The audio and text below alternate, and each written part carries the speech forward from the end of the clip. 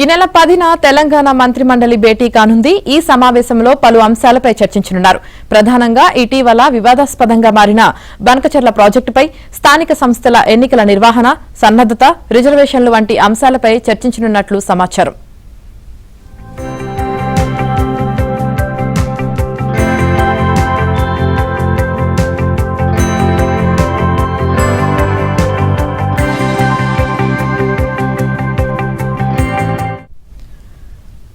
రాజీవ్ యువ వికాసం పథకం పైన చర్చించే అవకాశం ఉంది. ప్రభుత్వం ప్రతిష్టాత్మకంగా ప్రారంభించిన ఈ పథకం ఇప్పటికీ గాడిన పడలేదు.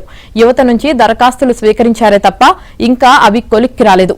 ఇక వైద్య కళాశాలకు మౌలిక సదుపాయాల కల్పన అంశంపై కేబినెట్ భేటీలో చర్చ జరగనున్నట్లు తెలుస్తుంది. ఇటీవల రాష్ట్రంలోని మెడికల్ కాలేజీల్లో తనిఖీలు నిర్వహించిన జాతీయ వైద్య కమిషన్ కొన్ని లోపాలను గుర్తించింది. ఇలాంటి లోపాలను సరిదిద్ది అవసరమైన మౌలిక సదుపాయాలు కల్పించాలంటూ సీఎం రేవంత్ రెడ్డి వైద్య ఆరోగ్య శాఖను ఆదేశించారు. దీనిపై మంత్రివర్గంలో చర్చ జరిగే అవకాశం ఉంది.